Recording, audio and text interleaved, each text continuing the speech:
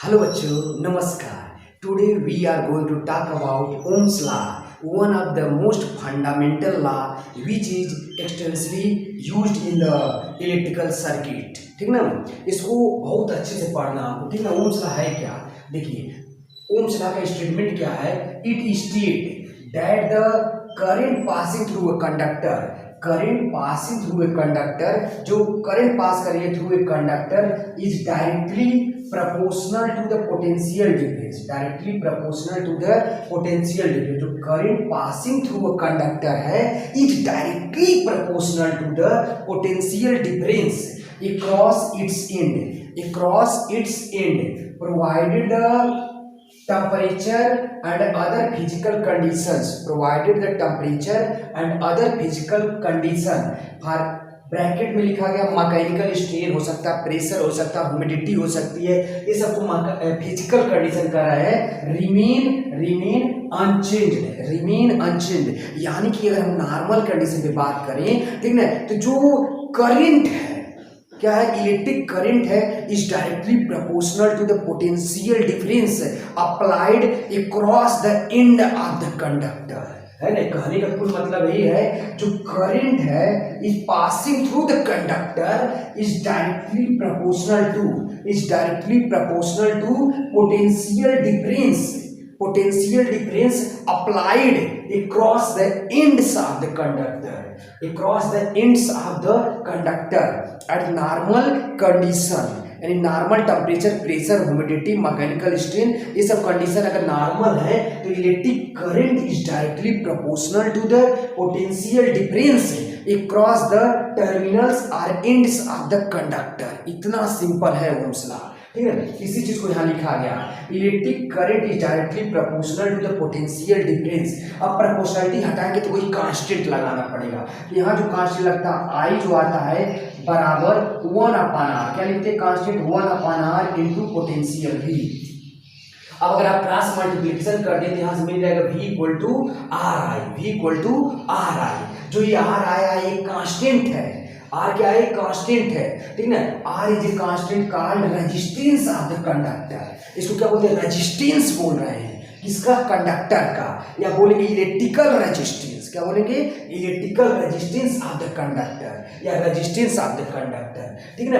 तो यहां से अगर आप देखें तो V equal to R I, जो V equal to R I आया है या I प्रोपोर्शनल टू V, यही हमारा ओम्स लॉ है. आर को बोला गया है इलेक्ट्रिकल रेजिस्टेंस. ठीक है ना. आगे बढ़ते हैं. The current I is proportional to the potential difference V between the ends of the resistor. वही चीज लिखा गया, जो current is proportional to the potential difference between the ends of the resistor. ठीक है. जो तार होता है उसका रेजिस्टेंस होता है, उसी को हम लोग रजिस्टर भी बोलते हैं. ठीक है ना. आगे बढ़ रहे हैं. ये V इज कांस्टेंट. अगर आपने पोटेंशियल को कांस्टेंट रख दिया, ठीक है ना, पोटेंशियल को अगर कांस्टेंट रख दिया, then current I is inversely proportional to the resistor. तो करंट हो जाएगा इनवर्सली प्रोपोर्शनल टू रजिस्टर हो जाएगा. यहां से देखेंगे इसी इक्वेशन से, देखिए V equal to R I है, तो अगर आप यहां से I लिख दें तो I बराबर क्या आ जाएगा? I बराबर वहां से क्या आ जाएगा बताइए? V upon R. या यहीं से लिख लीजिए I बराबर क्या है? V upon are.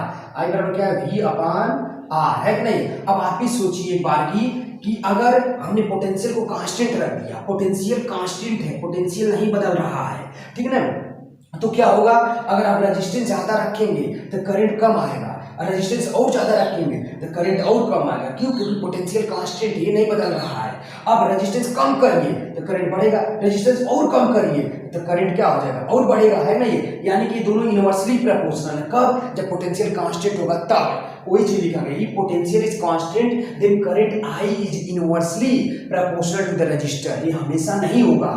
समझ रहे हैं? जब पोटेंशियल कांस्टेंट होगा तब जाकर हम बोल सकते हैं जो करंट है inversely proportional to the resistor है. ठीक है. अब हमको जो पोटेंशियल डिफरेंस ऑफ करंट है इसके बीच में ग्राफ प्लॉट करना है. ठीक है ना. तो हम लोग देखते हैं हमारे पास जो इक्वेशन आया है V equal to R I. हमारे इक्वेशन इस तरह से V बराबर R है I है. ठीक है. तो जो हम लोग y एक्सिस है, y एक्सिस पे पोटेंशियल डिफरेंस प्लॉट कर रहे हैं. y एक्सिस पे पोटेंशियल डिफरेंस प्लॉट कर रहे हैं. इसको यम लिखते हैं. यम मतलब स्लोप है और x एक्सिस पे करंट प्लॉट कर रहे हैं. x एक्सिस पे करंट प्लॉट कर रहे हैं. इसी को आप ऐसे भी लिख सकते हो y बराबर tan theta into x, tan theta into x. देखिए y एक्सिस में we are plotting potential difference, x axis पे प्लॉट कर रहे हैं इलेक्ट्रिक करंट, तो जो tan थीटा होगा या स्लोप होगा, क्या स्लोप या tan थीटा रेजिस्टेंस के बराबर होगा। और आपको पता है किसका इक्वेशन है, y बराबर में straight line passing through the origin, straight line passing through the origin, कुछ इस तरह से कर्व बनेगा, straight line passing through origin, और इसका जो स्लोप है ना ये करंट वाली डायरेक्शन से, ठीक है, इसको सपोज थीटा है, तो यहाँ से जो tan थीटा आएगा वो रेजिस्टेंस के बराबर होगा, जो tan थीटा आएगा वो रेजिस्टेंस के बराबर होगा, ठीक है। तो इधर पोटेंशियल डिफरेंस है वोल्ट में, इधर इलेक्ट्रिक करंट है एम्पियर में, और ऐसे एक स्ट्रेट लाइन बनी पासिंग थ्रू द ओरिजिन, और इसका जो स्लोप है करंट वाली डायरेक्शन से वो उसका tan थीटा इलेक्ट्रिकल रेजिस्टेंस के बराबर, इलेक्ट्रिकल रेजिस्टेंस के बराबर, ठीक है। अब देखिए इसी चीज में हमको एक न्यूमेरिकल प्रॉब्लम यहाँ मिला है, इधर हमने पोटेंशियल डिफरेंस ले रखा है जो कि वोल्ट में है, इधर हमने इलेक्ट्रिक करंट ले रखा है जो कि एम्पियर में, हमको 3 कंडक्टर दिए हैं ए बी सी। अब हमको बताना है इन तीनों कंडक्टर में किसका रेजिस्टेंस ज्यादा है, किसका रेजिस्टेंस कम है, बिकॉज हम लोग जानते हैं जो रेजिस्टेंस होता है एंगल के बराबर होता है, tan थीटा के बराबर होता है, ठीक है। तो आप ऑब्जर्व करिए करंट वाली डायरेक्शन से हमको एंगल देखना है, यहाँ से इसका एंगल क्या है, सपोज थीटा सी है, इसका एंगल कितना है, सपोज थीटा बी है, ठीक है, और इसका एंगल कितना है, थीटा ए है नहीं है। आपने करंट वाले डायरेक्शन से हर एक कंडक्टर का एंगल देखा, यहाँ से पता चला जो एंगल थीटा ए है ग्रेटर देन थीटा बी है ग्रेटर देन थीटा सी है, यानी सबसे ज्यादा एंगल ए का है, एंगल सबसे ज्यादा ए का है। अब tan ले लीजिए, तो इसको आप लिख सकते हैं tan theta A greater than tan theta B greater than tan theta C. अब देखिए आपको पता होगा ट्रिग्नोमेट्री से कि tan theta is a increasing function, tan theta की वैल्यू एंगल बढ़ने के साथ साथ बढ़ती रहती है नहीं, ये tan 0 का वैल्यू 0 है, tan 30 का वैल्यू 1/√3 है, tan 45 का वैल्यू 1 होता है, tan 60 का वैल्यू √3 है, tan 60 का वैल्यू √3 है, tan 90 tan इन्फिनिटी हो जा रहा है ना, यानी लगातार इंक्रीजिंग फंक्शन, यानी अगर थीटा ज्यादा तो tan थीटा की वैल्यू ज्यादा, और tan थीटा की वैल्यू ज्यादा तो आप देख रहे हैं ना tan थीटा किसके बराबर है, रेजिस्टेंस के बराबर, यानी जिसका एंगल ज्यादा उसका रेजिस्टेंस ज्यादा, यानी resistance of A, resistance of A greater than the resistance of B greater than the resistance of C. इस तरह से आप बात कर सकते हैं नहीं है, इस तरह से आप बात कर सकते हैं नहीं है। तो देखिए रेजिस्टेंस जो आपके पास है, ठीक ना, इस तरह से डिफाइंड है, रेजिस्टेंस इक्वल टू आप लिख सकते हैं, अगर मान लीजिए रेजिस्टेंस भी लिखना चाहें तो क्या लिख सकते हैं, V अपॉन आई, रेजिस्टेंस बराबर लिख सकते हैं V अपॉन आई, यही से देखिए V अपॉन आई, यही पूरा आपका ओम्स लॉ है। ओम्स लॉ में बोला गया है electric current is directly proportional to the potential difference, ठीक है। और अगला स्टेटमेंट क्या है, इसका जो कर्व बनता है straight line passing through origin होता है।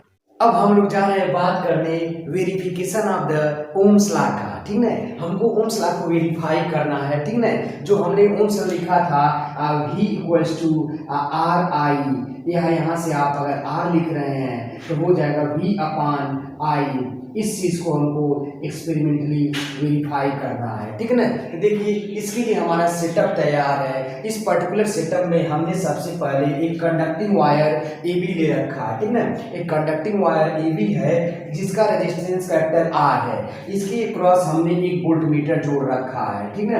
ये वोल्टमीटर एक पोटेंशियल डिफरेंस मेजरिंग इंस्ट्रूमेंट है, ठीक ना, हमने यहाँ एक वोल्टमीटर जोड़ रखा है, ठीक ना। यहाँ पर हमने एक सील ले रखा है, ठीक ना, सपोज दैट इसका वोल्टेज जो है V वोल्ट का है, ठीक है ना, सपोज दैट इसका जो वोल्टेज है V है, ठीक है। यहाँ पर हमने एक रियोस्टेट लगा रखा है, आपको पता होगा रियोस्टेट क्या है, एक वेरिएबल रेजिस्टेंस है, ठीक है। इस वेरिएबल रेजिस्टेंस हमने यहाँ की लगा रखी थी, की अभी आपके पास क्या है, क्लोज्ड है, ठीक है। अब आगे हमारे पास यहाँ एक और डिवाइस लगा है जिसका नाम अमीटर है। अमीटर क्या है, करंट मेजरिंग इंस्ट्रूमेंट है, इस सर्किट के सीरीज में कनेक्ट किया जाता है, और जो वोल्टमीटर है इसको सर्किट के पैरेलल में कनेक्ट किया जाता है, जिसके क्रॉस हमको पोटेंशियल डिफरेंस मेजर करना पड़ता है। इस सर्किट डायग्राम को आप एक बार अच्छे से देख लीजिए, ठीक है ना। अब हम लोग इसी को पूरा रीड आउट करते हैं, देखते हैं क्या है। Setup of a circuit as shown in the figure below consisting of the wire AB, ठीक है। जो सेटअप है of the circuit for verification of the Ohm's law is shown below. It is consisting of wire AB, it is consisting of wire AB whose resistance is suppose capital R, ठीक है। एक current measuring instrument called ammeter, एक current measuring instrument called ammeter, ये instrument measuring the potential difference called volt meter and number of cells. अलग अलग हम लोग यहाँ सेल लगाएंगे, कभी एक सेल, दो सेल, तीन सेल, चार सेल, इस तरह से जोड़ेंगे। Each of which provide some constant potential difference. Cell क्या प्रोवाइड करता है? Constant potential difference across the 2 points of the conductor. Conductor के 2 पॉइंट के बीच में कांस्टेंट पोटेंशियल डिफरेंस प्रोवाइड करने का काम करेगा सेल, ठीक है ना। अब आगे बढ़ते हैं। फर्स्ट यूज वन सेल, सबसे पहले हम लोग एक सेल का यूज करेंगे एंड नोट द करंट, और करंट को नोट करिए इन द सर्किट में and the potential difference cross wire AB, और एबी वायर के क्रॉस पोटेंशियल डिफरेंस मेजर करिए। सबसे पहले आप एक सेल का यूज करिए और इस अमीटर के थ्रू कितना करंट बहा है इसको मेजर करिए, और इस वोल्टमीटर के थ्रू कितना पोटेंशियल डिफरेंस आया है इसको मेजर करिए और इस टेबल में रख दीजिए। सपोज डेट जब हम लोग एक्सपेरिमेंट कर रहे होंगे, हमने माना 5 वोल्ट हमने अप्लाई कर दिया सेल के थ्रू, और सर्किट में जो करंट आया 1 एम्पियर का आया, सर्किट में जो करंट आया 1 एम्पियर का आया। तो यहाँ से अगर रेजिस्टेंस कैलकुलेट किया जाए, resistance equal to potential difference upon current है। पोटेंशियल डिफरेंस हमने 5 वोल्ट मान लिया है, और माना सपोज उस समय करंट 1 एम्पियर फ्लो हो रहा है, तो यहाँ से रेजिस्टेंस आपके पास आ जाएगा 5 ओम। एक ओम के बाद हम लोग पढ़ेंगे जो रेजिस्टेंस का यूनिट होता है वोल्ट अपॉन एम्पियर हो जाएगा। रेजिस्टेंस का यूनिट क्या हो जाएगा? वोल्ट। पोटेंशियल डिफरेंस का यूनिट वोल्ट है और करंट का यूनिट एम्पियर, तो वोल्ट पर एम्पियर को ओम बोलते हैं। इस तरह से रिप्रेजेंट कर रहे हैं, ठीक है ना।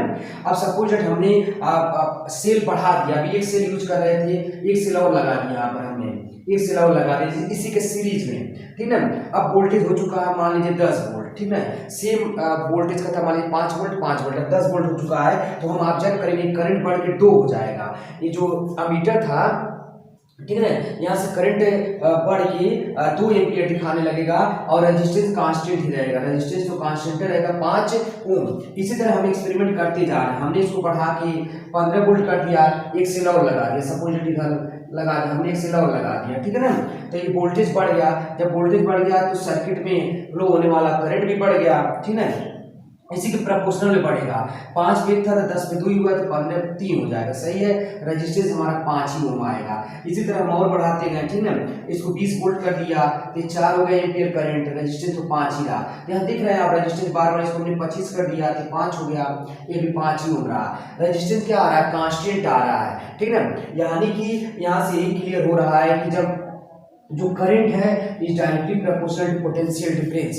करंट जो है is directly proportional to the potential difference. आपने पोटेंशियल डिफरेंस बढ़ाया तो इस सर्किट में बहने वाली करंट भी बढ़ गई। आपने पोटेंशियल डिफरेंस को डबल किया तो करंट भी डबल हो गई। पोटेंशियल डिफरेंस को आपने 5 टाइम्स किया तो करंट भी 5 टाइम्स हो गई, और रेजिस्टेंस में कोई भी असर नहीं पड़ रहा। जो रेजिस्टेंस है हमारा V बाई आई, रेजिस्टेंस जो है हमारे पास V बटा आई, ये डबल हुआ तो ये भी डबल हो गया, ये ट्रिपल हुआ तो ये भी ट्रिपल हो गया, ये 6 टाइम हुआ तो ये भी 6 टाइम हो जाएगा। रेजिस्टेंस पे कोई भी असर नहीं पड़ेगा। तो यहाँ से देख रहे हैं आप रेजिस्टेंस क्या है? कांस्टेंट है। इसी चीज को आगे लिखा गया है, suppose the cell produces a current I in the circuit and a potential difference V across the wire AB, ठीक ना। Repeat the experiment with 2 cell, 3 cell, 4 cell and so on, ठीक है। इस एक्सपेरिमेंट को आप रिपीट करिए बार बार और check करिए कि ओम्स लॉ की वेरीफाइड है कि नहीं। V equal to R I या R equal to V by I, ठीक ना। जब आपने वोल्टेज बढ़ाया तो करंट भी बढ़ा, वोल्टेज घटाएंगे तो करंट भी घटेगा। इन दोनों में डायरेक्ट का रिलेशन है, ठीक ना। इसी को हम लोग बोल रहे हैं ओम्स लॉ, ठीक है। अब देखिए ये जो कर्व बनाए हैं इसी को हमने वेरीफाई करा था स्ट्रेट लाइन बना के, स्ट्रेट लाइन पासिंग थ्रू। अब हम लोग आगे बात करते हैं इलेक्ट्रिकल रेजिस्टेंस का। इलेक्ट्रिकल रेजिस्टेंस नाम से ही आपको क्लियर हो रहा होगा, रेजिस्टेंस माने होता है रुकावट या प्रतिरोध बोलते हैं, नहीं है। यानी कि जो वायर है, कंडक्टर है, उसमें जब करंट फ्लो हो रहा है तो उसमें कुछ रुकावट आ रहा है, ठीक है, ऑब्स्टिकल्स आ रहा है, अवरोध पैदा हो रहा है। वही जो रुकावट पैदा हो रहा है उसी को बोलते हैं इलेक्ट्रिकल रेजिस्टेंस। क्या बोलते हैं? Electrical resistance. देखिए आपसे लिखा जा रहा है when the electrons move from one part of the conductor to the other part, एक पार्ट से दूसरे पार्ट में कंडक्टर में जाते हैं, they collides with other electrons, तो एक दूसरे इलेक्ट्रॉन से टक्कर होता है, कोलिजन होता है ना, ये एक इलेक्ट्रॉन दूसरे इलेक्ट्रॉन से कोलाइड करेगा, कोलिजन होगा, ठीक है ना। जैसे सपोज डेट ये हमारे पास वायर था, इसमें कुछ इलेक्ट्रॉन यहाँ से मूव करके यहाँ जब जाएंगे तो इसमें बहुत सारे इलेक्ट्रॉन फ्री हैं, तो एक इलेक्ट्रॉन के दूसरे इलेक्ट्रॉन से कोलिजन होगा, टक्कर होगा, ठीक है ना। और जो इसमें एटम है उनसे भी टक्कर होगा, and with the atoms and ions present in the body of the conductor, इस कंडक्टर के बॉडी में जो अदर इलेक्ट्रॉन उससे कोलिजन होगा, एटम से होगा, आयन से होगा, इनका कोलिजन हो रहा है नहीं है। तो कोलिजन हो रहा है तो क्या हो रहा है, उनको ऑब्स्टिकल्स आ रहा है, रुकावट्स आ रहे हैं, ठीक है ना।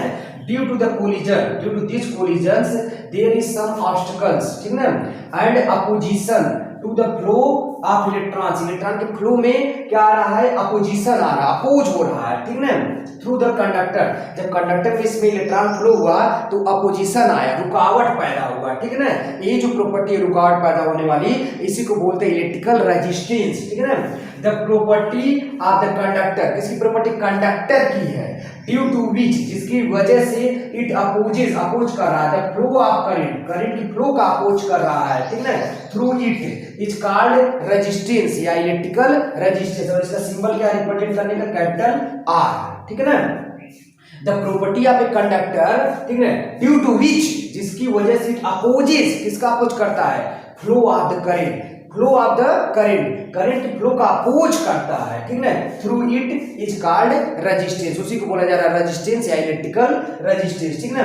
The resistance of a conductor is numerically equal to the ratio of potential difference across its end to the current flowing through it, है ना। ये जो डिफिनेशन था हमारे पास, ओम्स लॉ जब पढ़े थे तो V बराबर आर आई पढ़े थे, क्या पढ़े थे, V equal to R I, है ना। ये V बराबर आर आई, तो यहाँ से अगर आर लिखे तो क्या हो जाएगा, V अपान आई, रेजिस्टेंस बराबर क्या हो जाएगा, V अपान आई, पोटेंशियल डिफरेंस अपान करंट, इलेक्ट्रिकल रेजिस्टेंस बराबर पोटेंशियल डिफरेंस अपान करंट, है ना। ये देखिए अब यूनिट के बारे में बात कर लें, जो इलेक्ट्रिकल रेजिस्टेंस है पहले तो स्केलर क्वांटिटी होता है, कैसी क्वांटिटी है, स्केलर क्वांटिटी है। पोटेंशियल डिफरेंस का जो यूनिट होता है वोल्ट में मेजर करते हैं, क्या मेजर करते हैं, वोल्ट, और जो करंट है उसका यूनिट होता है एम्पियर, यानी जो रेजिस्टेंस का यूनिट हो जाएगा वोल्ट पर एम्पियर, इसको क्या बोलेंगे, ओम बोलेंगे, क्या बोलेंगे, ओम, और इस तरह से रिप्रेजेंट करेंगे, ठीक है, इसका सिंबल है रिप्रेजेंट करने का ओम का, इस तरह से आप बनाएंगे, ओम हो गया, ठीक है ना। अगर हम ग्राफिकली देखिए, ग्राफ बनाएं, V बराबर आर आई पे straight line passing through origin आता है, और इसका जो स्लोप बन के आता है tan थीटा रेजिस्टेंस के बराबर होता है, क्या लिख सकते हैं, tan थीटा बराबर रेजिस्टेंस इक्वल टू V अपान आई, इस तरह से लिख सकते हैं, नहीं लिख सकते, देख लीजिए एक बार, यही आपका इलेक्ट्रिकल रेजिस्टेंस का बेसिक डिफिनेशन है, ठीक है ना। इलेक्ट्रिकल रेजिस्टेंस का प्रॉपर्टी है किसका, कंडक्टर का, क्या करती है, अपोज करती है, किसका, फ्लो ऑफ द करंट का, ठीक है। कितना फ्लो ऑफ द करंट का अपोज कर रही हो, जितना ज्यादा अपोज करेगी उतना ज्यादा रेजिस्टेंस, जितना कम अपोज करेगा उतना कम रेजिस्टेंस, है ना ये। और एक कर्व जरूर याद रखेंगे, straight line passing through origin, ये इलेक्ट्रिकल रेजिस्टेंस के बारे में अच्छे से आप इतना देख लीजिए, यूनिट याद रखेंगे, ओम, यानी यहां से लिख सकते हैं एक ओम जो हो जाएगा, एक ओम बराबर क्या हो जाएगा, एक वोल्ट अपान एक एम्पियर, या इसको ऐसे भी लिख सकते हैं 1 वोल्ट एम्पियर की पावर -1, इस तरह से लिखा जा सकता है नहीं।